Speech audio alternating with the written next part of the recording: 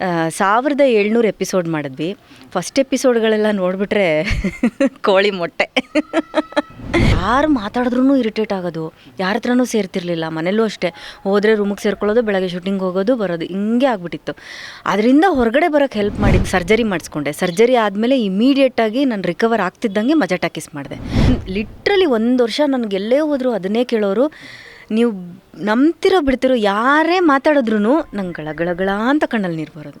ನಂಗೆ 1 ವರ್ಷ ಆಯಿತು ಅದರಿಂದ ಹೊರಗಡೆ ಬರೋಕ್ಕೆ. ಆ್ಯಕ್ಚುಲಿ ನನ್ನ ಒರಿಜಿನಲ್ ಹೆಸರು ಗೊತ್ತಿರಲಿಲ್ಲ ತುಂಬ ಜನಕ್ಕೆ. ಎಲ್ಲರೂ ಅಮೃತ ಅಂತಲೇ ಕರಿತಾ ಇದ್ದಿದ್ದು. ಹಾಗಾಗಿ ಎಲ್ಲ ಕಡೆನೂ ಅದೇ ಹೆಸರಿತ್ತು. ಹಾಯ್ ನಮಸ್ಕಾರ, ನಾನು ನಿಮ್ಮ ಅಮಿತ್. ನೀವು ನೋಡ್ತಾ ಇದ್ದಾರೆ ರಾಜ್ ಟ್ಯೂಬ್. ಇವತ್ತಿನ ಈ ಒಂದು ಕಾರ್ಯಕ್ರಮದಲ್ಲಿ ನಮ್ಮ ಜೊತೆ ಇಡೀ ಕರ್ನಾಟಕದಲ್ಲೇ ಆಲ್ರೆಡಿ ಅವರ ಒಂದು ಅಭಿನಯದ ಮುಖಾಂತರ ಎಲ್ರಿಗೂ ಚಿರಪರಿಚಿತರು ಅಂತಲೇ ಹೇಳ್ಬೋದು. ಬರೀ ಸೀರಿಯಸ್ ಕ್ಯಾರೆಕ್ಟರ್ ಅಷ್ಟೇ ಅಲ್ಲ, ಅವರೆಲ್ಲರೂ ಪ್ರತಿಯೊಂದು ಟ್ಯಾಲೆಂಟ್ನು ಕೂಡ ಈಗ ಆಲ್ರೆಡಿ ನಿಮ್ಮ ಮುಂದೆ ತೋರಿಸಿದ್ದಾರೆ. ಸೊ ಅವ್ರು ಯಾರು ಅಂತ ನಿಮಗೆ ಗೊತ್ತು, ಆದರೂ ಕೂಡ ಒಂದು ನಾರ್ಮಲಾಗಿ ಅವರ ಒಂದು ಪರಿಚಯ ನಾವು ಮಾಡ್ಕೊಳ್ಳೋದು ನಮ್ಮ ಒಂದು ಕರ್ತವ್ಯ. ಬನ್ನಿ ಅವ್ರನ್ನ ಪರಿಚಯ ಮಾಡ್ಕೊಳ್ಳೋಣ. ಹಾಯ್ ನಮಸ್ಕಾರ ರಜನಿ ಅವರೇ, ಚೆನ್ನಾಗಿದ್ದೀರಾ? Hi, super. ನೀವು ಹೇಗಿದ್ದೀರಾ? ನಾನು ಕೂಡ ಸೂಪರ್ ಆಗಿದ್ದೀನಿ. ನಿಮ್ಮನ್ನ ಕ್ವಶನ್ ಕೇಳೋದೇ ಬೇಕಾಗಿಲ್ಲ. ಅಲ್ಲ, ನಿಮ್ಮನ್ನು ನೋಡಿದ್ರೆ ನೀವು ಚೆನ್ನಾಗಿದ್ದೀರಾ ಅಂತ ನಾನು ಕೇಳಬೇಕು ಅನ್ಸುತ್ತಾ? ಅಷ್ಟು ಚೆನ್ನಾಗಿದ್ದೀರಾ? ಅಲ್ಲ ಕೇಳ್ಬಿಟ್ರಲ್ಲ, ಅದಕ್ಕಾದ್ರೂ ಹೇಳಬೇಕಲ್ಲ ನಾವು. ಅವ್ರಿಗೋಸ್ಕರ ಕೇಳಿದ್ದು. ಬಟ್ ನಾನು ಪರ್ಸ್ನಲಾಗಿ ಕೇಳಬೇಕು ಅಂತಂದ್ರೆ ನಾನು ಕೇಳೋದೇ ಇಲ್ಲ. ಅವ್ರು ನೋಡಿದ ತಕ್ಷಣ ಗೊತ್ತಾಗುತ್ತೆ ಅವ್ರು ಚೆನ್ನಾಗಿದ್ದಾರೆ ಅಂತ. Yes sir. ಹೇಳಿ, ಈ ಒಂದು ಚೆನ್ನಾಗಿರೋದರ ಒಂದು ಹಿಂದಿನ ರಹಸ್ಯವೇನು? ಏನಿಲ್ಲ, ಹೆಲ್ತಿ ಆಗಿರಬೇಕು, ವರ್ಕೌಟ್ ಮಾಡಬೇಕು, ಡಯಟ್ ಮಾಡಬೇಕು, ಚೆನ್ನಾಗಿರ್ಬೇಕಷ್ಟೆ. ಈಗಲೂ ಕೂಡ ವರ್ಕೌಟ್ ಮಾಡ್ತಾ ಇದ್ದೀರಾ? Yes, definitely. ದಿನಕ್ಕೆ ಎಷ್ಟು ಅವರ್ ಮಾಡ್ತೀರಾ? 2 hours. 2 ಅವರಾ? ಅಲ್ಲ, ಎಲ್ಲರೂ ಕೂಡ 2 ಅವರ್ ಮೇಕಪ್ ಹಾಕ್ಕೊಂಡ್ರೆ ಇವ್ರು 2 ಅವರ್ ವರ್ಕೌಟ್ಗೆ ಆಗ್ತಾ ಇದ್ದೀರಲ್ಲ. ಅದೇನೇ, ವರ್ಕೌಟ್ ಮಾಡಿದ್ರೆ ಇಲ್ಲಿ ಕಾಣುತ್ತೆ ನಿಮಗೆ. ಮೇಕಪ್ ಹಾಕೋ ಅವಶ್ಯಕತೆನೇ ಇಲ್ಲ. ಬ್ಯೂಟಿಯಾಗಿ ಕಾಣಿಸ್ಕೋಬೇಕು ಅಂತಂದರೆ ಬರೀ ಮೇಕಪ್ ಮಾಡೋದಷ್ಟೇ ಮುಖ್ಯ ಅಲ್ಲ, ವರ್ಕೌಟ್ ಮಾಡಿದ್ರೆ ಸಾಕು, ಮೇಕಪ್ ದುಡ್ಡು ಉಳ್ಕೊಳ್ಳುತ್ತೆ. ಎಕ್ಸಾಕ್ಟ್ಲಿ, ಕರೆಕ್ಟಾಗಿ ಹೇಳಿದ್ರಿ. ಅಂದ್ಕೊಂಡೆ ನೀರಲ್ಲಿ ಸ್ನಾನ ಮಾಡ್ತೀರಾ ಅಥವಾ ಹಾಲಲ್ಲಿ ಸ್ನಾನ ಮಾಡ್ತೀರಾ ನೀವು ಅಂತ. ಎರಡು ಮಿಕ್ಸ್ ಮಾಡಬೇಕು. ಫಸ್ಟು ಹೋಗ್ಬಿಟ್ಟು ವರ್ಕೌಟ್ ಮಾಡಿ ಬೆವರಲ್ಲಿ ಸ್ನಾನ ಮಾಡಿ ಬಂದು ಆಮೇಲೆ ಮಾಡೋದು ಸ್ನಾನ.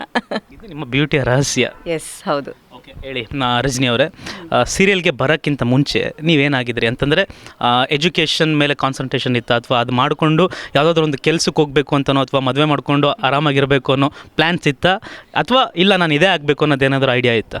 ಇಲ್ಲ, ಆ್ಯಕ್ಚುಲಿ ನಾನು ಈ ಫೀಲ್ಡಿಗೆ ಬರ್ತೀನಿ ಅಂತ ನಾನು ಅಂದ್ಕೊಂಡೇ ಇರಲಿಲ್ಲ. ನಾನು ಆ್ಯಕ್ಚುಲಿ ಚೆನ್ನಾಗಿ ಓದಿ ಟೀಚರ್ ಆಗಬೇಕು ಅಂತ ತುಂಬ ಆಸೆ ಇತ್ತು. ಸೊ ಈಗ ಸುಮಾರು ಕಡೆ ಹೇಳಿದ್ದೀನಿ ನನ್ನದು. ಟೀಚರ್ ಆಗಲಿಲ್ಲ, ಆ್ಯಕ್ಟ್ರ್ ಆಗ್ಬಿಟ್ಟೆ. ಆ್ಯಕ್ಟ್ರ್ ಆದರೆ ಏನಂತೆ, ಅದರಲ್ಲಿ ಎಲ್ಲ ಕ್ಯಾರೆಕ್ಟರ್ ಮಾಡ್ಬೋದಲ್ಲ? ಎಕ್ಸಾಕ್ಟ್ಲಿ, ಅದೇ ಒಂದು ಪ್ಲಸ್ ಪಾಯಿಂಟು. ಆ್ಯಕ್ಟ್ರ್ ಆದರೆ ಅದೇ ಒಂದು ಪ್ಲಸ್ ಪಾಯಿಂಟ್ ಅಂತ ಹೇಳ್ಬೋದು. ಸೊ ನಾನು ಮುಂಚೆ ನನ್ನ ಎಜುಕೇಷನೆಲ್ಲ ತುಮಕೂರಲ್ಲಾಗಿದ್ದು. ಸೊ ಅದಾದಮೇಲೆ ನಾನು ಆರ್ಕೆಸ್ಟ್ರಾದಲ್ಲಿ ಸಿಂಗಿಂಗ್ ಮಾಡ್ತಿದ್ದೆ, ಡ್ಯಾನ್ಸ್ ಮಾಡ್ತಿದ್ದೆ. ಸೊ ಅಲ್ಲಿ ನನಗೆ ಆ ಬೇಸ್ ಇತ್ತು. ಅದಾದಮೇಲೆ ನನಗೆ ನಾನೊಂದು ಆ್ಯಡ್ ಮಾಡಿದೆ ಇಂಟರ್ನೆಟ್ಗೆ, ಒಂದು ಕೂಲ್ ಡ್ರಿಂಕ್ಸ್ ಬಿಜಾಯ್ಸ್ ಅಂತ. ಅದಕ್ಕೊಂದು ಆ್ಯಡ್ ಮಾಡಿದ್ಮೇಲೆ ಅಲ್ಲಿಂದ ಒಂಚೂರು ಲಿಂಕ್ ಸಿಕ್ತು. ಸೊ ಅಲ್ಲಿಂದ ಅಮೃತವರ್ಷಿಣಿ ಸ್ಟಾರ್ಟ್ ಆಯಿತು. ಸೊ ಅದಕ್ಕೆ ಹಂಟಿಂಗ್ ನಡೀತಾ ಇತ್ತು. ಒಂದಷ್ಟು ಜನ ಎಲ್ಲ ಆಡಿಷನ್ಸಿಗೆ ಬಂದಿದ್ದರು. ಅದರಲ್ಲಿ ನಾನು ಸೆಲೆಕ್ಟ್ ಆದೆ. ಫಾರ್ಚುನೇಟ್ಲಿನೋ ಅನ್ಫಾರ್ಚುನೇಟ್ಲಿನೋ ಒಳ್ಳೆ ಹೆಸರು ತಂದುಕೊಡ್ತು ನನಗೆ ಅಮೃತವರ್ಷಿಣಿ. ಇವತ್ತು ಎಲ್ಲೇ ಹೋದ್ರೂ ಅಮೃತ ಅಂತಲೇ ರೆಕಗ್ನೈಸ್ ಮಾಡೋದು. ಅಂದರೆ ಆ್ಯಕ್ಟರ್ ಆಗಿಂತ ಮುಂಚೆ ಸಿಂಗರ್ ಆಗಿದ್ರು ಅಂತ ಹೇಳಿದ್ರಿ. ಸಿಂಗಿಂಗ್ ಕಲ್ತಿದ್ರಾ ಅಥವಾ ಸುಮ್ಮನೆ ಜನರಲ್ ಆಗಿ ಆಡ್ತಾ ಇದ್ದಿದ್ದ? ಇಲ್ಲ, ಆ್ಯಕ್ಚುಲಿ ಅಮಿತ್, ಏನಂದರೆ ನಾನು ಯಾವುದೂ ಕಲ್ತಿಲ್ಲ. ನಂದು ಬ್ಯಾಡ್ ಲಕ್ ಅಂದರೆ ಅದೇ. ನಾನು ಆ್ಯಕ್ಟಿಂಗ್ ಕಲೀಲಿಲ್ಲ, ಸಿಂಗಿಂಗ್ ಕಲೀಲಿಲ್ಲ, ಡ್ಯಾನ್ಸ್ ಕಲೀಲಿಲ್ಲ. ಯಾರು ಹೇಳಿದ್ರೆ ನಂಬಲ್ಲ, ನೀವೇನು ಅಷ್ಟು ಚೆನ್ನಾಗಿ ಮಾಡ್ಕೋತೀರಾ. ನನಗೆ ಆ್ಯಕ್ಚುಲಿ ಅದೇ ಬೇಜಾರಾಗೋದು ಯಾವಾಗ್ಲೂ. ಕಲ್ತಿದ್ರೆ ಇನ್ನೂ ತುಂಬ ಚೆನ್ನಾಗಿ ಮಾಡ್ಬೋದಿತ್ತೇನೋ. ಅಂದರೆ ಆ ಪರ್ಟಿಕ್ಯುಲರ್ ಏನಿರುತ್ತೆ, ಈ ಸಿಂಗಿಂಗ್ ಇದರಲ್ಲೇ ಏನಾದರೂ ಒಂದು ಅಚೀವ್ ಮಾಡ್ಬೋದಿತ್ತು, ಡ್ಯಾನ್ಸಿಂಗಲ್ಲಿ ಅಚೀವ್ ಮಾಡ್ಬೋದಿತ್ತೇನೋ ಅನ್ನೋ ಒಂದು ಕೊರಗು ಯಾವಾಗಲೂ ನನಗಿರುತ್ತೆ. ಬಟ್ ಸಮ್ಹೌ ಇದ್ದಿದ್ರಲ್ಲಿ ನಾನು ಅದನ್ನು ಯುಟಿಲೈಸ್ ಮಾಡಿದ್ದೀನಿ. ಕೊರಗಂಗೆ ಇಲ್ಲ, ಯಾಕೆಂದರೆ ನಿಮ್ಮ ಬ್ಯಾಡ್ ಲಕ್ ಅಂತ ಏನು ಅಂದ್ಕೊಂಡಿದ್ರೆ ಅದೆಲ್ಲ ನಿಮಗೆ ಗುಡ್ ಲಕ್ಕೇ ಆಗಿದೆ. ಡ್ಯಾನ್ಸ್ ಕಲ್ತಿಲ್ಲ, ಡ್ಯಾನ್ಸ್ ಮಾಡಿದ್ರಿ. ಹಾಡು ಕಲ್ತಿಲ್ಲ, ಹಾಡು ಹೇಳಿದ್ರಿ. ಆ್ಯಕ್ಟಿಂಗ್ ಕಲ್ತಿಲ್ಲ, ಆ್ಯಕ್ಟ್ ಮಾಡಿದ್ರಿ ಅಲ್ವಾ? ಏನು ಕಲ್ತಿದ್ರು ಅದನ್ನು ಮಾತ್ರ ಮಾಡಲಿಲ್ಲ, ಟೀಚಿಂಗು. ಹೌದು. ಸಿಂಗಿಂಗ್ ಅಂತ ಹೇಳಿದ್ರೆ ಆರ್ಕೆಸ್ಟ್ರಾದಲ್ಲಿ ಆಡ್ತಿದ್ರಿ ಅಂದರೆ ಆ ಆರ್ಕೆಸ್ಟ್ರಾದಲ್ಲಿ ಆಡೋದೇ ಒಂದು ಮಜಾ ಇರುತ್ತೆ. ಸೊ ಅಲ್ಲಿ ಜನರಿಗೆ ಯಾವ ಹಾಡು ಮುಖಾಂತರ ಆಡಿ ಮಜಾ ಕೊಡ್ತಾಯಿದ್ರಿ? ಅಂದರೆ ಸುಮಾರು ಸಾಂಗ್ಗಳು. ಅಂದರೆ ಆ ಟೈಮಲ್ಲಿ ಇವಾಗ ಹೆಂಗೆ ಟ್ರೆಂಡಿಂಗಲ್ಲಿ ಹೋಗುತ್ತೋ ಹಾಗೆ ಯಾವ್ಯಾವ ಸಾಂಗ್ಗಳು ಬರುತ್ತೋ ಆ ಸಾಂಗ್ಗಳು ಫುಲ್ಲು ಡ್ಯಾನ್ಸ್ ಮಾಡಿಕೊಂಡು ಎಂಟರ್ಟೈನ್ ಮಾಡಿಕೊಂಡು ಸಿಂಗಿಂಗ್ ಮಾಡೋದು. ನೀವು ತುಂಬ ಜಾಸ್ತಿ ಆಡಿರೋ ಸಾಂಗ್ ಯಾವುದು ಆರ್ಕೆಸ್ಟ್ರಾದಲ್ಲಿ? ಬಾರೋ ಬಾರೋ ಗೋಪಾಲ ತಗೋ ಬಿಸಿ ಆ ಸಾಂಗು ಅದು ಡ್ಯಾನ್ಸಿಂಗ್ ಇತ್ತಲ್ಲ. ಸೊ ನನಗೆ ಆ್ಯಕ್ಚುಲಿ ಪರ್ಸ್ನಲಿ ನಂಗೆ ತುಂಬ ಇಷ್ಟ ಹಾಡೋದು. ಸೊ ಹಾಗಾಗಿ ಅದನ್ನು ಜಾಸ್ತಿ ಹಾಡ್ತಾ ಇದ್ದಿತ್ತು ಅದೇ ಸಾಂಗು. ಸೊ ಇದೆಲ್ಲ ಒಂದು ಫೇಸ್ ನೋಡ್ಕೊಂಬಂದ್ರಿ, ಅಂದರೆ ಆರ್ಕೆಸ್ಟ್ರಾದಲ್ಲಿ ಡ್ಯಾನ್ಸ್ ಮಾಡಿಕೊಂಡು ಲೈವ್ ಆಗಿ ಮಜಾ ಕೊಡ್ತಾಯಿದ್ರಿ. ಬಟ್ ಸೀರಿಯಲ್ಗೆ ಎಂಟ್ರಿ ಕೊಟ್ರಿ, ಅದು ಕೂಡ ಮೇನ್ ಕ್ಯಾರೆಕ್ಟ್ರು ಒಂದು ಒಳ್ಳೆ ಚಾನಲ್ ಮುಖಾಂತರ. ಆ ಜವಾಬ್ದಾರಿ ಯಾವ ರೀತಿ ಇತ್ತು? ಅಂದರೆ ಏನು ಕಲಿದೇನೆ ಬಂದ್ರಲ್ಲ, ಭಯ ಅನ್ನೋದಿತ್ತ ಅಥವಾ ಇಲ್ಲ ನಾನು ಮಾಡ್ತೀನಿ ಅನ್ನೋ ಕಾನ್ಫಿಡೆಂಟ್ ಇತ್ತಾ? ಇಲ್ಲ, ನಿಜ ತುಂಬ ಭಯ ಆಯಿತು. ಬಿಕಾಸ್ ನಾನು ಕ್ಯಾಮ್ರಾನೇ ಫೇಸ್ ಮಾಡಿರಲಿಲ್ಲ. ಅಂದರೆ ನನಗೆ ಸ್ಟೇಜ್ ಫಿಯರ್ ಇರಲಿಲ್ಲ, ಬಟ್ ಕ್ಯಾಮ್ರಾ ಫೇಸ್ ಮಾಡಿದ್ದು ನನಗೆ ಅದು ಎಕ್ಸ್ಪೀರಿಯನ್ಸೇ ಇರಲಿಲ್ಲ. ಸೊ ಹಾಗಾಗಿ ಅದೇನಾಯಿತು, ತುಂಬ ಕಷ್ಟ ಆಯಿತು. ಒಂದು ವಾರ ನಮಗೆ ವರ್ಕ್ಶಾಪ್ ಅಂತ ಎಲ್ಲ ಮಾಡಿದ್ರು. ಸೊ ಅಲ್ಲೂ ಏನು ಕಲೀಲಿಲ್ಲ, ಸುಮ್ಮನೆ ವರ್ಕ್ಶಾಪ್ ಅಂತ ಮಾಡಿದ್ದಷ್ಟೇ. ಬಟ್ ಹೋಗ್ತಾ ಹೋಗ್ತಾ ಹೋಗ್ತಾ ಹೋಗ್ತಾ ಹೋಗ್ತಾ ಏನಾಯಿತು, ನನಗೆ ಆ ಒಂದು ಹಠ ಬರೋಕ್ಕೆ ಶುರುವಾಯಿತು, ಇಲ್ಲ ಇದರಲ್ಲಿ ಏನಾದರೂ ಮಾಡಲೇಬೇಕು ಅಂತ. ಸೊ ಅಲ್ಲಿಂದ ಚಾಲೆಂಜಿಂಗಾಗಿ ತೊಗೊಂಡು ಕಲ್ತಿದ್ದು ಸ್ಟೆಪ್ ಬೈ 1700 ಎಪಿಸೋಡ್ ಮಾಡಿದ್ವಿ. ಫಸ್ಟ್ ಎಪಿಸೋಡ್ಗಳೆಲ್ಲ ನೋಡಿಬಿಟ್ರೆ ಕೋಳಿ ಮೊಟ್ಟೆ ದೊಡ್ಡ ಕೋಳಿ ಮೊಟ್ಟೆ. ಆ್ಯಕ್ಟಿಂಗಲ್ಲಿ ಏನೂ ಇಲ್ಲ. ನಾನು ಈಗಲೂ ನೋಡಿದ್ರೂ ಕೂಡ ನೋಡ್ಬಿಟ್ರೆ ನನಗೆ ನಾನಾಯ್ತು ಅಂತ ಅನಿಸುತ್ತೆ. ಬಟ್ ಓಕೆ, 1700 ಚಿಲ್ಲರೆ ಎಪಿಸೋಡ್ ಮಾಡಿದ್ರಿ ಅಂತಂದರೆ ಆ ಒಂದು ಅಮೃತ ವರ್ಷಿಣಿ ನಿಮ್ಮ ಪಾಲಿಗೆ ಯಾವ ಥರ ಅಮೃತವಾಯಿತು? ಖಂಡಿತವಾಗ್ಲೂ ಹೆಸರಲ್ಲೇ ಇದೆಯಲ್ಲ, ನನ್ನ ಹೆಸರು ಕೂಡ ಅದರಲ್ಲಿ ಅಮೃತನೇ. ನನ್ನ ಪಾಲಿಗದು ಅಮೃತನೇ ಆಗಿದ್ದು. ತುಂಬ ರೆಕಗ್ನೈಸೇಷನ್ ಸಿಕ್ತು. ಆಮೇಲೆ ಒಂದು ಇಂಡಸ್ಟ್ರಿಯಲ್ಲಿ ಒಂದು ಸ್ಟ್ಯಾಂಡ್ ಆಗೋಕ್ಕೆ ಒಂದು ದೊಡ್ಡ ವೇದಿಕೆ ಸಿಕ್ತು ನನಗೆ. ಆಮೇಲೆ ಜವಾಬ್ದಾರಿಗಳು ಜಾಸ್ತಿ ಆಯಿತು. ಅಂದರೆ ಜನಗಳು ತುಂಬ ಇಷ್ಟಪಡೋಕ್ಕೆ ಶುರು ಮಾಡಿದ್ಮೇಲೆ ನಿಮಗೆ ಆ ಒಂದು ಜವಾಬ್ದಾರಿ ಅನ್ನೋದು ಜಾಸ್ತಿ ಆಗುತ್ತೆ. ಅವ್ರಿಗೇನೋ ಒಂದು ಎಂಟರ್ಟೈನ್ ಮಾಡಬೇಕು. ಅವರು ನಮ್ಮನ್ನು ಫ್ಯಾನ್ಸ್ ಅಂತ ಹೇಳ್ಕೊಂಡಾಗ ಅವ್ರಿಗೆಲ್ಲೂ ನಾವು ಮೋಸ ಮಾಡಬಾರ್ದು, ಅವ್ರಿಗೆ ಒಂದೇನೋ ಎಂಟರ್ಟೈನ್ ಮಾಡಬೇಕು ಅನ್ನೋದು ಬಂದ್ಬಿಡುತ್ತೆ ಮನಸ್ಸಿಗೆ. ಸೊ ಹಾಗಾಗಿ ಅದನ್ನು ತುಂಬ ಚಾಲೆಂಜಿಂಗಾಗಿ ತೊಗೊಂಡು ನಾನು ಆ್ಯಕ್ಟಿಂಗ್ ಕಲ್ತಿದ್ದು. ಅದರಿಂದ ಹೊರಗಡೆ ಬರೋಷ್ಟರಲ್ಲಿ ಸ್ವಲ್ಪ ನಾನು ಆ್ಯಕ್ಟಿಂಗ್ ಕಲ್ತಿದ್ದೆ. ಅಮೃತ ವರ್ಷಿಣಿ ಎಂಡ್ ಆಯಿತು, ಮುಗೀತು. ಬಟ್ ಬ್ಯಾಕ್ ಅಂದರೆ ಹಿಂದೆ ತಿರುಗಿ ನೋಡಿದಾಗ ಅಲ್ಲೊಂದಷ್ಟು ರೆಕಾರ್ಡ್ಸ್ ಇತ್ತು, ಅಮೃತ ವರ್ಷಿಣಿ ಅಂತ ಒಂದು ದೊಡ್ಡ ಪ್ರಾಜೆಕ್ಟು. ಓಕೆ, ಅದಾದ ನಂತರ ಕ್ವಶನ್ ಮಾರ್ಕ್ ಏನು? ಅಂದರೆ ಇಮಿಡಿಯೇಟಾಗಿ ಏನಾದರೂ ನಿಮಗೆ ನೆಕ್ಸ್ಟ್ ಆಫರ್ ಏನಾದ್ರು ಬಂತಾ ಅಥವಾ ಬೇರೆದಕ್ಕೆ ಏನಾದರೂ ವೆಯ್ಟ್ ಮಾಡೋ ಥರ ಆಯಿತಾ? ಇಲ್ಲ, ಈವನ್ ನಾನು ಅಮೃತ ವರ್ಷಿಣಿ ಮಾಡಬೇಕಾದ್ರೇ ಮಜಾ ಟಾಕೀಸ್ ಸ್ಟಾರ್ಟ್ ಆಯಿತು. ಸೊ ಇನ್ ಬಿಟ್ವೀನ್ ಮಜಾ ಟಾಕೀಸ್ ಫಸ್ಟು ಡ್ಯಾನ್ಸಿಂಗ್ ಸ್ಟಾರ್ ಆಯಿತು. ಡ್ಯಾನ್ಸಿಂಗ್ ಸ್ಟಾರಲ್ಲಿ ಸೀಸನ್ 2 ಮಾಡಿದೆ. ಅದು ಆಲ್ಮೋಸ್ಟ್ ವಿನ್ನಿಂಗ್ ಸ್ಟೇಜ್ಗೆ ಹೋಗ್ಬಿಟ್ಟು ಕಾಲು ಮುರಿದೋಯ್ತು. ಅಲ್ಲಿಂದ ಬಂದು ಅದಾದಮೇಲೆ ಸ್ವಲ್ಪ ಅಲ್ಲೂ ಏನು ನಾನು ಸರ್ಜರಿ ಮಾಡಿಸ್ಕೊಂಡೆ. ಸರ್ಜರಿ ಆದಮೇಲೆ ಇಮಿಡಿಯೇಟಾಗಿ ನಾನು ರಿಕವರ್ ಆಗ್ತಿದ್ದಂಗೆ ಮಜಾ ಟಾಕೀಸ್ ಮಾಡಿದೆ. ಸೊ ಮಜಾ ಟಾಕೀಸ್ ಏನಂದರೆ ಅದು ಒಂಥರ ನನಗೆ ಡಿಫ್ರೆಂಟ್ ಶೇಡ್ ಅಂತಲೇ ಹೇಳ್ಬೋದು. ಬಿಕಾಸ್ ನಾನು ಒಂಥರ ಅಮೃತ ವರ್ಷಿಣಿ ಮಾಡಿಬಿಟ್ಟು ಡಿಪ್ರೆಷನ್ಗೆ ಹೋಗ್ಬಿಟ್ಟಿದ್ದೆ, ಲಿಟ್ರಲಿ ಡಿಪ್ರೆಷನ್ಗೆ ಹೋಗಿದ್ದೆ ನಾನು. ಬಿಕಾಸ್ ನೀವು ಬೆಳಗ್ಗೆ ಎದ್ದರೆ 1700 ಎಪಿಸೋಡ್ ಅಂದರೆ 6 ವರ್ಷ. How can it possible? ನೀವು 6 ವರ್ಷ ಎಲ್ಲ ನಿಮ್ಮ ಕ್ಯಾರೆಕ್ಟರ್ ಬಿಟ್ಟು, ನೀವು ಪರ್ಸ್ನಲ್ ಏನಿದ್ದೀರಾ ಅದನ್ನು ಬಿಟ್ಟು ನೀವು ಅದರಿಂದ ಹೊರಗಡೆ ಬಂದು ಆ್ಯಕ್ಟಿಂಗ್ ಬೆಳಗ್ಗೆ 6 ಗಂಟೆಗೆ ಹೋದರೆ ಸಂಜೆ 9-10 ಗಂಟೆವರೆಗೂ ನೀವು ಅದೇ ಕ್ಯಾರೆಕ್ಟ್ರಲ್ಲಿರಬೇಕು, ಅಳ್ತಾ ಇರಬೇಕು.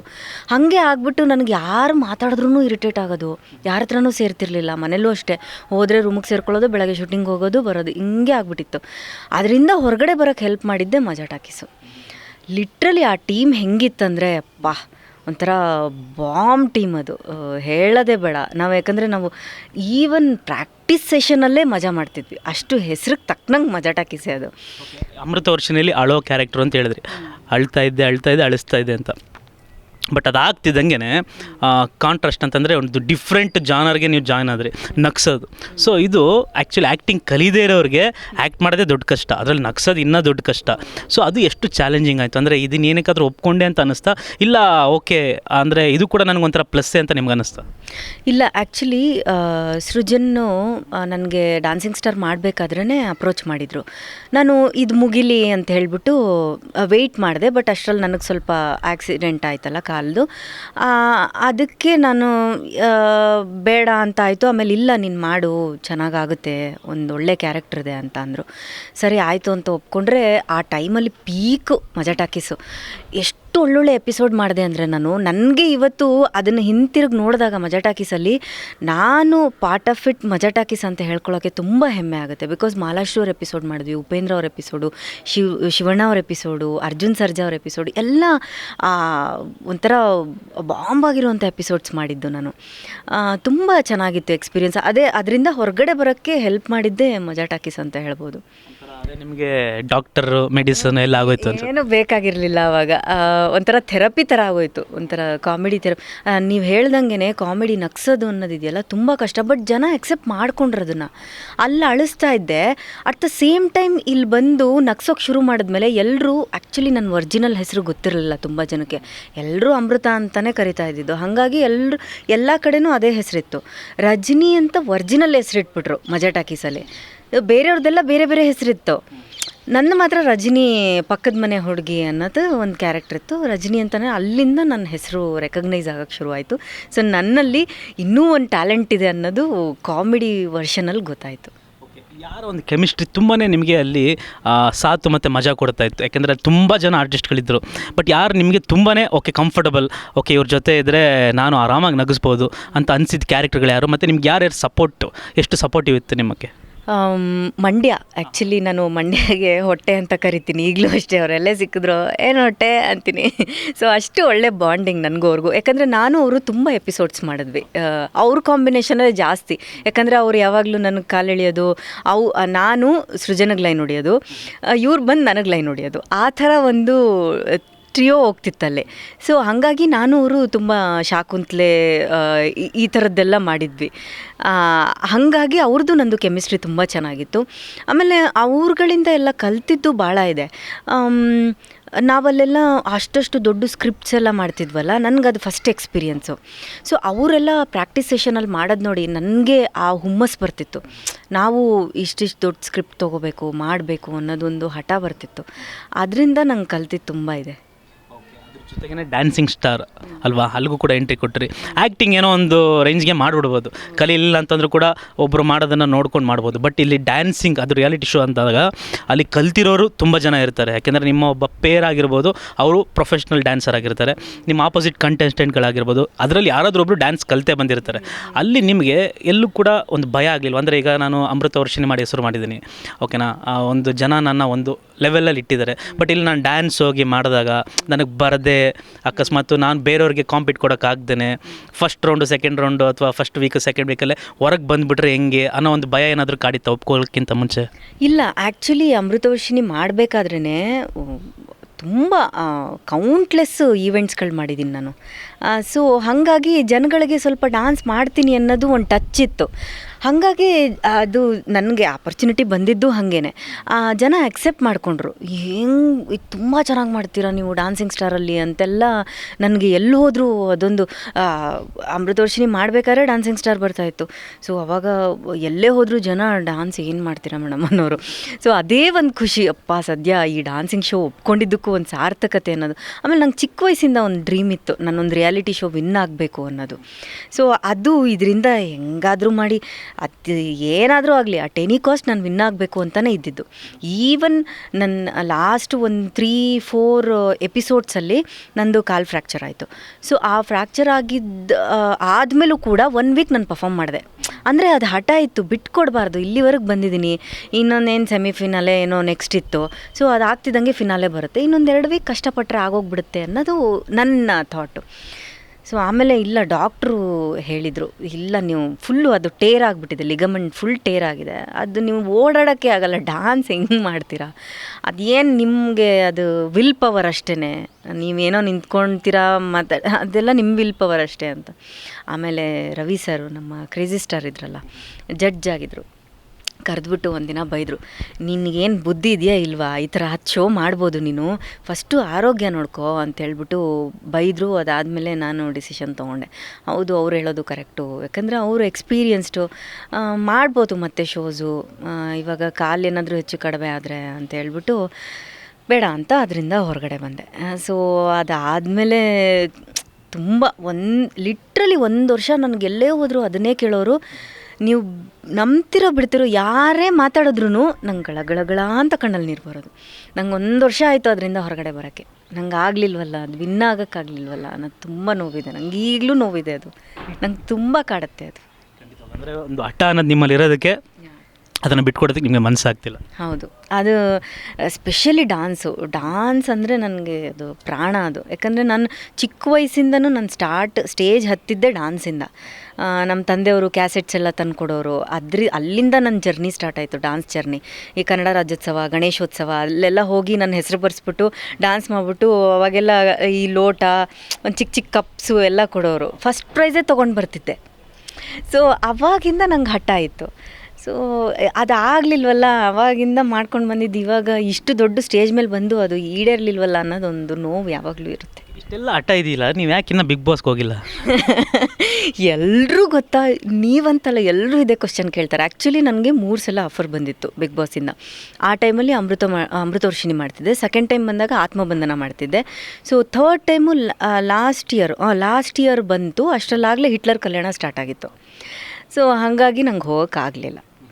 ಬಟ್ ಈಗ ನೆಕ್ಸ್ಟ್ ಏನಾದರೂ 11th ಸೀಸನ್ ಬಂದರೆ ಖಂಡಿತ. ಈಗ ನಾವು ಹೋಗೋದೇ ಇಲ್ಲ, ಮಾಡೋದೇ ಇಲ್ಲ ಅಂತ ಹೇಳಿದವರೆಲ್ಲ ಮನೆಯೊಳಗಿದ್ದಾರೆ. ಸೊ ನಾನು ಹಂಗೆ ಹೇಳಿತ್ತ ಸಿಗಾಕ್ಕೊಳ್ಳಲ್ಲ. ಸೊ ಬಂದರೆ ಡೆಫಿನೆಟ್ಲಿ ಆ ಟೈಮಲ್ಲಿ ಫ್ರೀ ಇದ್ದರೆ ನಾನು ಹೋಗ್ತೀನಿ. ಅಕಸ್ಮಾತ್ ನೀವೇನಾದರೂ ಈ ಒಂದು ಸೀಸನಲ್ಲಿ ಇದ್ದಿದ್ದರೆ ಯಾರು ನಿಮಗೆ ಫೈಟ್ ಕೊಡ್ತಿದ್ರು, ಅಥವಾ ನೀವು ಯಾರಿಗೆ ಫೈಟ್ ಕೊಡ್ತಾಯಿದ್ರಿ ಇರೋ ಕಂಟೆಸ್ಟ್ಗಳಲ್ಲಿ? ಆಬ್ವಿಯಸ್ಲಿ ಹೆಣ್ಮಕ್ಳೇ ಸ್ಟ್ರಾಂಗು. ಅದರಲ್ಲಿ ಸಂಗೀತ ಸ್ಟ್ರಾಂಗ್ ಆಗಿದ್ದಾರೆ. ಸೊ ಹಾಗಾಗಿ ಅವ್ರಿಗೆ ಫೈಟ್ ಕೊಡ್ತಿದ್ದೆ ನಾನು. ಗಂಡು ಮಕ್ಳ ಹತ್ರ ನಾವು ಫೈಟ್ ಮಾಡೋಕ್ಕಾಗತ್ತಾ? ಯಾಕಂದರೆ ಅವ್ರು ಫಿಸಿಕಲಿ ಆಬ್ವಿಯಸ್ಲಿ ಸ್ಟ್ರಾಂಗ್ ಇರ್ತಾರೆ. ಅವ್ರು ಹಿಂಗೆಲ್ಲ ಇದ್ದಾರೆ, ನಾವು ಹಂಗೆಲ್ಲ ಫೈಟ್ ಕೊಡೋಕ್ಕಾಗಲ್ಲ. ಅಂದರೆ ಫಿಸಿಕಲಿ ನಾವು ಮಾತು ಕಷ್ಟ. ನಾನು ಮಾತಾಡ್ತೀನಿ, ಬಟ್ ಸ್ವಲ್ಪ ಪಾಸಿಟಿವ್ ಟಾಕ್ಸ್ ಜಾಸ್ತಿ ನಾನು. ಆ ಥರ ಎಲ್ಲ ಅಂದರೆ ಎಷ್ಟೇ ಕೋಪ ಬಂದ್ರೂ ನನಗೆ ಬಾಯಿ ತಪ್ಪಿನೂ ಒಂದೂ ಆ ಥರ ರಾಂಗ್ ವರ್ಡ್ಸ್ ನನ್ನ ಬಾಯಲ್ಲಿ ಬರಲ್ಲ. ನಾನು ಅದು ತುಂಬ ಸಲ ನೋಟಿಸ್ ಮಾಡಿದ್ದೀನಿ. ಎಂಥ ಪೀಕ್ ಕೋಪದಲ್ಲಿದ್ರೂ ಆ ಥರ ವರ್ಡ್ಸ್ ಎಲ್ಲ ನನ್ನ ಬಾಯಲ್ಲಿ ಬರಲ್ಲ. ಸೊ ಸಂಹೌ ಆದ್ದರಿಂದ ನನಗೆ ಒಂಚೂರು ಆ ಥರದ್ದೆಲ್ಲ ಆಗಲ್ಲ ಅಂತ ಅಂದ್ಕೊಳ್ತೀನಿ. ಸೇಫ್ ಆಗಿರ್ತೀರಾ ಅಂತ ಇಲ್ಲೇ ಸೇಫಾಗಿ ಹೇಳ್ತಾ ಇದ್ದಾರೆ. ಹೌದು, ಸೇಫ್. ನಿಮ್ಮ ಪ್ರಕಾರ ಈಗಿನ ಸೀಸನಲ್ಲಿ ಯಾರು ಗೆಲ್ಬೋದು ಅನಿಸುತ್ತೆ? ಸಂಗೀತ ಗೆಲ್ಲಬೇಕು. ಬಿಕಾಸ್ ಅವಳು ಲೇಡಿ ಅಂತ ನಾನು ಸಪೋರ್ಟ್ ಮಾಡ್ತಾ ಇಲ್ಲ, ಸ್ಟ್ರಾಂಗಾಗಿ ಫೈಟ್ ಕೊಟ್ಟಿದ್ದಾಳೆ. ಹಾನೆಸ್ಟ್ಲಿ ಹೇಳಬೇಕಂದ್ರೆ ನಂಗೆ ಟೈಮ್ ಸಿಕ್ತಾಗೆಲ್ಲ ನಾನು ನೋಡ್ತಾ ಇರ್ತೀನಿ. ಈವನ್ ಪಾಸಿಟಿವ್ ವೇಯಿಂದ ನೀವು ಥಿಂಕ್ ಮಾಡೋದಾದರೆ ಅವರೆಲ್ಲೂ ಹಿಂದೆಗಡೆ ಮಾತಾಡೋದಾಗಲಿ, ಒಬ್ರ ಬಗ್ಗೆ ಕೆಟ್ಟದಾಗಿ ಮಾತಾಡೋದಾಗಲಿ, ಮತ್ತು ಒಬ್ರು ಕೆಟ್ಟದ್ದು ಬಯಸೋದಾಗಲಿ, ಎಲ್ರಿಗೂ ಆ್ಯಟಿಟ್ಯೂಡ್ ಇರುತ್ತಪ್ಪ. ಅದು ಪರ್ಸ್ನಲ್, ಅದು ಅವರ ಒಂದು ಬಾಡಿ ಲ್ಯಾಂಗ್ವೇಜ್, ಅದಿದ್ದೇ ಇರುತ್ತೆ. ನೀವೆಲ್ಲನೂ ಕರೆಕ್ಟಾಗಿರ್ಬೇಕಂದ್ರೆ ದೇವರಾಗಬೇಕಷ್ಟೇ ನೀವು, ಅಲ್ವಾ? ಅವ್ರ ತನನ ಅವ್ರು ಬಿಟ್ಕೊಡದೆ ಯಾವಾಗ ಇರ್ತಾರೆ, ಅದು ಪರ್ಫೆಕ್ಟ್ ವಿನ್ನರ್ ಅಂತ ನಾನು ಹೇಳ್ಬೋದು. ಈಗ ಸೀರಿಯಲ್ ಆಯಿತು, ಡ್ಯಾನ್ಸಿಂಗ್ ಶೋ ಆಯಿತು, ಮಜಾ ಟಾಕೀಸ್ ಅನ್ನೋ ಒಂದು ಕಾಮಿಡಿ ಶೋ ಆಯಿತು, ಅದ್ರ ಜೊತೆಗೇ ಬೆಳ್ಳಿ ತೆರೆಗೆ ಕೂಡ ಎಂಟ್ರಿ ಕೊಡ್ತೀರಾ. ಯಾವ ಒಂದು ಸಿನಿಮಾ ಮುಖಾಂತರ ಕೊಟ್ಟಿರಿ? ಆ್ಯಕ್ಚುಲಿ ಅಂಬುಜ ಸಿನಿಮಾ ಮಾಡಿದೆ ನಾನು. ಈಗ ಒಂದು 5 months ಆಯ್ತು ಅದು ರಿಲೀಸ್ ಆಗಿ. ತುಂಬ ಚೆನ್ನಾಗಿ ನನ್ನ ಕ್ಯಾರೆಕ್ಟರ್ ಬಗ್ಗೆ, ಸ್ಪೆಷಲಿ ನನ್ನ ಕ್ಯಾರೆಕ್ಟರ್ ಬಗ್ಗೆ, ನನ್ನ ಡೆಬ್ಯೂ ಸ್ಪೆಷಲಿ ನನ್ನ ಕ್ಯಾರೆಕ್ಟರ್ ಬಗ್ಗೆ ಒಳ್ಳೆ ಒಂದು ಇದು ಸಿಕ್ತು. ನನ್ನ ಕ್ಲೈಮ್ಯಾಕ್ಸಲ್ಲೆಲ್ಲ ತುಂಬ ಒಂದು ಸಾಂಗ್ ಇದೆ ನಂದು, ಡ್ಯಾನ್ಸ್ ಎಲ್ಲ ಮಾಡಿದ್ದೀನಿ.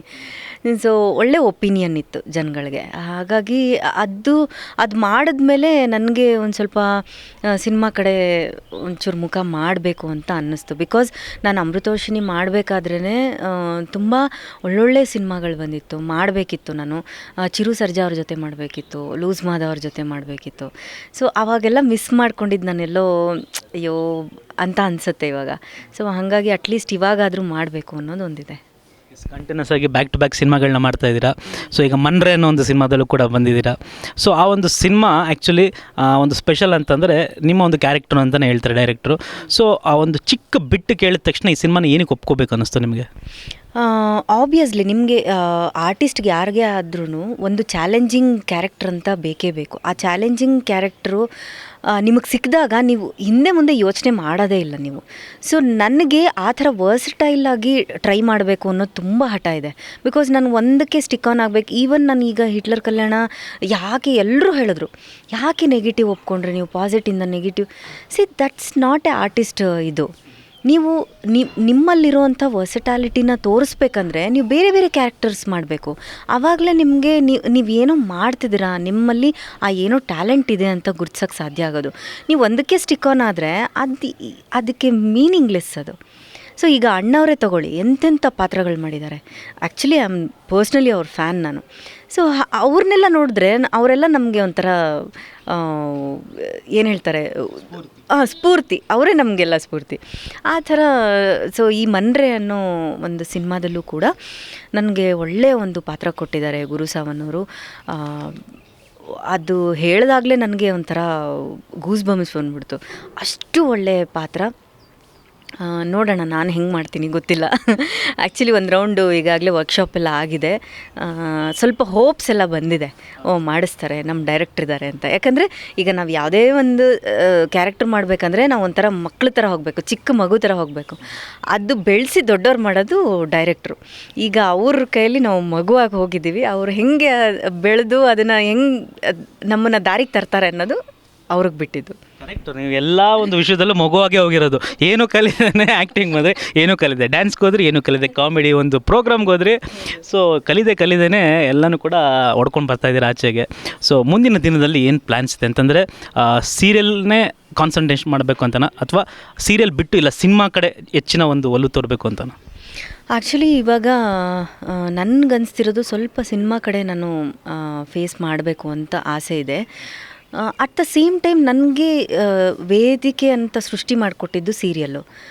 ಬಟ್ ಬಂದರೆ ನನಗೆ ಎರಡೂ ಕಡೆ ನಾನು ಬ್ಯಾಲೆನ್ಸ್ ಮಾಡುವಷ್ಟು ನನಗೆ ಕೆಪಾಸಿಟಿ ಇದೆ ಅಂತ ನಾನು ಅಂದ್ಕೊಳ್ತೀನಿ.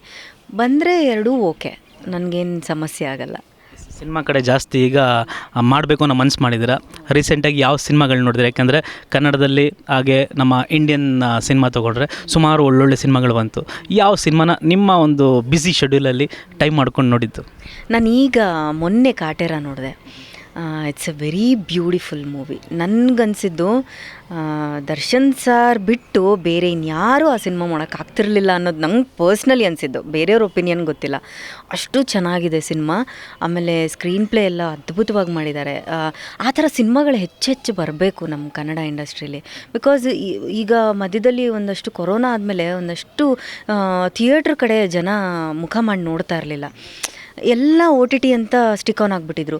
ಈಗ ಆ ಒಂದು ಕಾನ್ಫಿಡೆನ್ಸ್ನ ತುಂಬಿರೋದು ನಮ್ಮ ಸಿನಿಮಾ ರಂಗ. ಅಂದರೆ ನೀವು ಬಂದರೆ ನಿಮಗೆ ಮೋಸ ಆಗಲ್ಲ, ಆ ಒಂದು 3 ಅವರ್ ಏನಿದೆ ಆ ಎಂಟರ್ಟೈನ್ಮೆಂಟಿಗೆ ಮೋಸ ಆಗಲ್ಲ ಅಂತ ಪ್ರೂವ್ ಮಾಡಿಕೊಟ್ಟಿದೆ ನಮ್ಮ ಸಿನಿಮಾ ರಂಗ. ಸೊ ಈ ಥರ ಹೆಚ್ಚೆಚ್ಚು ಸಿನಿಮಾಗಳು ಬಂದಾಗ ನಮಗೂ ಒಂದು ಸ್ಫೂರ್ತಿ, ಹೌದಪ್ಪ ನಾವು ಈ ಇಂಡಸ್ಟ್ರಿಯಲ್ಲಿದ್ದೀವಿ, ನಾವು ಇಲ್ಲೇನೋ ಮಾಡಬೇಕು ಅನ್ನೋದು ಒಂದು ಆ ಹೋಪ್ಸ್ ಶುರುವಾಗುತ್ತೆ. ಖಂಡಿತವಾಗ್ಲೂ. ಹಾಗೆ ಈಗ ಸೀರಿಯಲ್ ಮಾಡ್ತಾಯಿದ್ರಿ, ಓಕೆನಾ? ಅದರಲ್ಲಿ ಒಂದು ಪಾತ್ರ ಅಂತಂದರೆ ಮೇಯ್ನ್ ಲೀಡಾಗಿ ಒಂದು ಹೆಣ್ಣಿನ ಒಂದು ಪಾತ್ರನ ನೀವು ತುಂಬ ಅದ್ಭುತವಾಗಿ ನಿಭಾಯಿಸ್ಕೊಂಬಂದ್ರಿ. ಅದರಲ್ಲೇ ಆದಂಥ ಕಷ್ಟಗಳು, ನೋವುಗಳು ಪ್ರತಿಯೊಂದು ಎದುರಿಸ್ತಾ ಇದ್ರಿ. ಈಗ ಹೆಣ್ಣು ಮಕ್ಕಳಿಗೆ ತೊಂದರೆ ಆಗಬಾರ್ದು ಅಂತ ಸರ್ಕಾರದವರು ಭಾಗ್ಯಗಳನ್ನ ಕೊಟ್ಟಿದ್ದಾರಲ್ಲ, ಸೊ ಇದ್ರ ಬಗ್ಗೆ ನೀವು ಹೇಳೋದಾದರೆ ಅಂದರೆ ಎಷ್ಟು ಇದರಿಂದ ಯೂಸ್ ಇದೆ ಅಥವಾ ಇದು ಬೇಕಿತ್ತಾ ಅಂತ ನಿಮ್ಗೇನಾದರೂ ಅನಿಸುತ್ತಾ? ಇಲ್ಲ, ಬೇಡ್ದಾಗಿತ್ತು ಅನಿಸುತ್ತೆ, ಬೇಡ್ದಾಗಿತ್ತು. ಏನು ಗೊತ್ತಾ, ನೀವು ನಿಮ್ಮಲ್ಲಿ ಒಂದು ಆ ಹಠ ಛಲ ಮತ್ತು ನಾವು ಏನೋ ಮಾಡಬೇಕು ಅನ್ನೋದು ನಿಮ್ಮಲ್ಲಿದ್ದಾಗ ನಿಮ್ಗೆ ಈ ಥರ ಭಾಗ್ಯಗಳೆಲ್ಲ ಏನು ವರ್ಕ್ ಆಗಲ್ಲ ಅಂತ ಅನಿಸುತ್ತೆ. ಈಗ ನೀವು ಮಾಡೋದು ಮಾಡಲೇಬೇಕಾ? ಯಾವುದೇ ಭಾಗ್ಯ ಬಂದರೂ ಬರಲಿಲ್ಲ ಅಂದರೂ ನೀವು ಪ್ರತಿದಿನ ಎದ್ದೇಳಲೇಬೇಕು. ರುಟೀನ್ ನೀವು ಕೆಲಸಕ್ಕೆ ಕೆಲವ್ರು ಫ್ಯಾಕ್ಟ್ರಿಗೆ ಹೋಗ್ತಾರೆ, ಕೆಲವ್ರು ಎಲ್ಲೋ ಕೂಲಿ ಕೆಲಸ ಮಾಡಲೇಬೇಕು ಅಲ್ವಾ? ಆ ಒಂದು ಏನೋ ಒಂದು ಚಿಕ್ಕ ಒಂದು ಭಾಗ್ಯದಿಂದ ನಿಮ್ಮ ಲೈಫಲ್ಲಿ ಏನು ಮಹಾನ್ ಡಿಫ್ರೆನ್ಸ್ಗಳೇನಾಗಲ್ಲ. ಅದರಿಂದ ಸುಮಾರು ಜನಕ್ಕೆ ತೊಂದರೆಗಳೂ ಆಗ್ತಿದೆ, ಸುಮಾರು ಜನಕ್ಕೆ ಒಳ್ಳೆಯದೂ ಆಗ್ತಿದೆ. ಅದ್ರ ಬಗ್ಗೆ ನಾವೇನು ಹೀಗೆ ಅಂತ ಹೇಳೋಕ್ಕಾಗಲ್ಲ. ಬಟ್ ಪರ್ಸ್ನಲಿ ನಂಗೆ ಕೇಳಿದ್ರೆ ನನಗೆ ಬೇಡದಿತ್ತೇನೋ ಅಂತ ಅನಿಸುತ್ತೆ ಅಷ್ಟೇ. ಯಾಕೆಂತಂದರೆ ಹೆಣ್ಣು ಅಂದ ತಕ್ಷಣ ಅದೆಲ್ಲ ಏನು ಸಹಾಯಗಳು ಬೇಕಾಗಿಲ್ಲ. ಈಗಿನ ಒಂದು ಕಾಲದಲ್ಲಿ ಅವ್ರ ಕಾಲ ಮೇಲೆ ನಿಂತು ಎಲ್ಲವನ್ನೂ ಮಾಡ್ಕೊಳ್ಳೋ ಶಕ್ತಿ ಅವ್ರಿಗಿದೆ. ಹೌದು, ಎಲ್ಲ ಇವಾಗ ನೋಡಿ, ಆಗಿಂದ ನೋಡ್ಕೊಂಡು ಬಂದ್ರು ನೀವು ಆ ಹೆಣ್ಣಿಗೆ ಅವ್ರದ್ದೇ ಆದಂಥ ಒಂದು ಸ್ಟ್ರಾಂಗು ಪರ್ಸ್ನಾಲಿಟಿ ಇದೆ.